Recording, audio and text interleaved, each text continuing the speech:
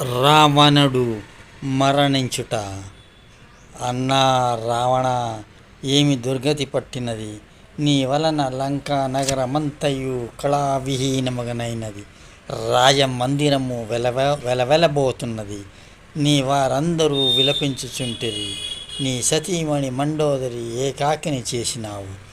నా వదిన మండోదరి విలపించుచున్నది అని విభీషణుడు ఏడ్చుచుండెను. విభీషణ విలాపము.